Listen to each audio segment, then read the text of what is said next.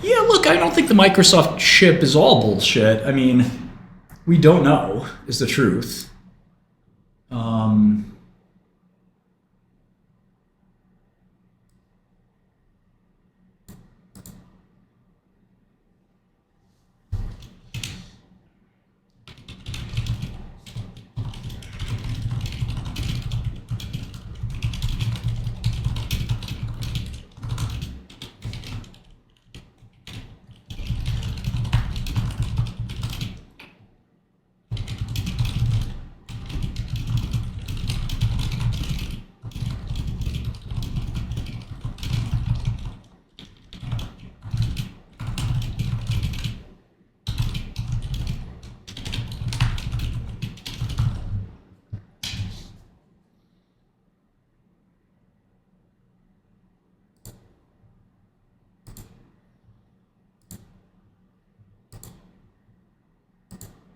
it doesn't really affect IonQ thesis much. I am still short. It's my biggest position.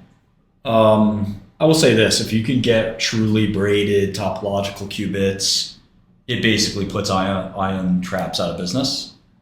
And they say they did it. I think a lot of people don't believe them, and it's partially because they said they did it a few years ago too, and they had to retract. So time will tell. Proof is in the pudding.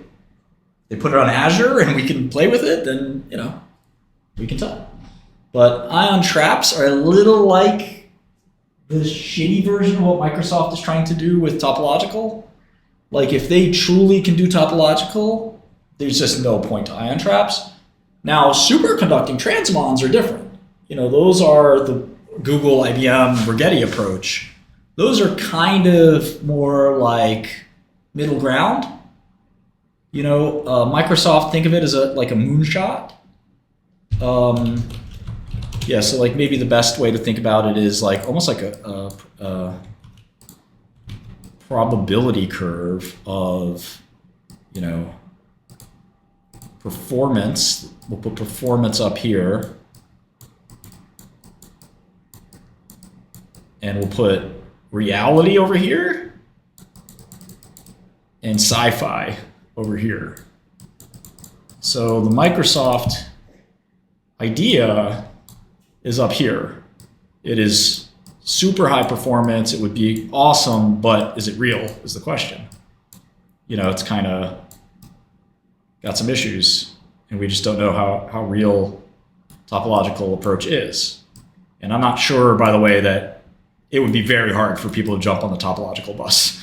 Like Microsoft is the only guy in this space, and they pioneered this space. Okay, so in the middle is sort of IBM, Google, and Rigetti, and others. And they sort of have these Josephson junction superconducting circuits that use transmons to, basically the whole circuit is a qubit. And look, they work. We play with them. They're not so great when it comes to like, how do you scale these things to millions of them? It doesn't feel like that's going to be easy. They don't really do anything. So like I would sort of push performance this way. Now, could there be breakthroughs that get us there? Yeah, Willow was sort of a breakthrough on the error correction side, but you're still talking about this ratio of maybe 1,000 physical qubits to one actual functional logical qubit. So, it feels like this is still 10, 20 years away. And the error rates here are like 99.9, which is 10 to the negative fourth, and they need to be 10 to the negative 18th. It just doesn't feel like that's happening tomorrow. I mean, very, very, very unlikely. Okay. And then finally, there's sort of IonQ, and the neutral atom companies. IonQ is an ion, obviously, and the neutral atoms are another thing. And these are like, they're interesting because they work right away, but they're very unscalable if you ask me. Some people disagree on that. They have the same error problem here, exists here, but it certainly feels like by chaining these atoms, you chain these ytterbium atoms, right? And they're in this they're in this kind of wall. It's hard to scale this, and by having all these atoms in this chain, you use lasers to sort of control them and cool them, as well as a vacuum chamber.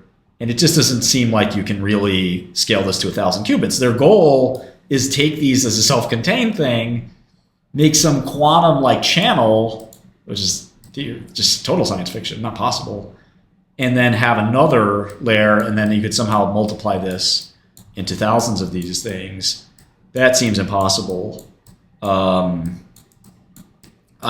hasn't put anything out more than 30 qubits, so it's really kind of shitty. Some of the neutral atom guys are a lot bigger.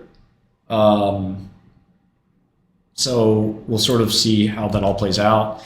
D-Wave isn't really on this scale. I mean, they'd sort of be in the negative numbers down here somewhere.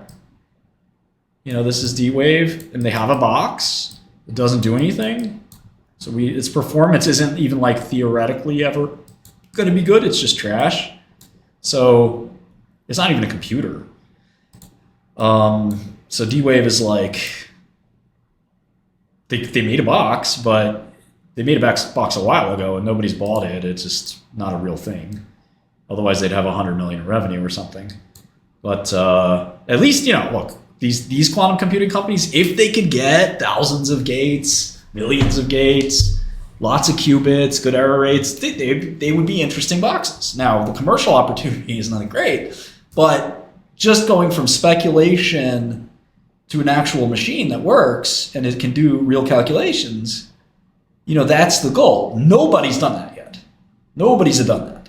Nobody has a box that can do real calculations. The question is, which one of these guys can make the box? And then two, which one of these guys is actually going to find a commercial opportunity that's more than 50 mil, 100 mil? And that's being generous, to be honest. Other than like guys like Microsoft and the army playing around because it's super cool, like a real business like Bayer or Merck or AMD or someone, you know, in material science like DuPont that looks at it and says, I don't care about the coolness of working on a quantum computer. I know they're rare. I only care about the business case. Can I make money with this thing by designing new tools? Can I make money by making better drugs? And I don't think anybody's going to say yes. Other than, oh, wow, we're Merck, we're rich. It would be cool to have a quantum computer for a few million. Let's just play around and stay at the cutting edge and tell Wall Street we're on the cutting edge. Like, that's not a real customer. It's when the customer can actually say, this is earning me money, I like this. That's the question. Now, Microsoft, IBM, Google, they have such great base businesses, they don't really care if when time comes, they'll actually find applications. And you heard you heard Sundar say, like, look, this reminds you of AI. We don't really know what the application is today, but we're going to wait and see. Now, the problem is they might wait and see forever. There is no application, actually. So, you know, I think Microsoft is the biggest threat to these guys because they're trying to chain neutral atoms when the best way to do it is to chain these anyons, I should say. The anyons, by being braided topologically, they're invariant. They can't really have errors, so you can scale them. And Satya, you heard him say, like, these are hard to fabricate. They were theoretical. And so making these is going to be tricky. Now, there's still a lot of questions about Microsoft. Is it fake? Is it real? You know, let's see the device. They have 8 qubits. They said they can get to a million. Well, that's a hell of a thing to say. You know, it's like lifting 8 pounds and saying, I'm going to lift 1,000,000 pounds. Well, proof is in the pudding. Let's see it. And, you know, on the way from 8 to 1,000,000, they may at 50,000 or even 5,000 or 20 say, oh shit, you know, it turns out that this stuff doesn't scale. There's quantum noise or whatever the fuck happens. So, you know, we'll see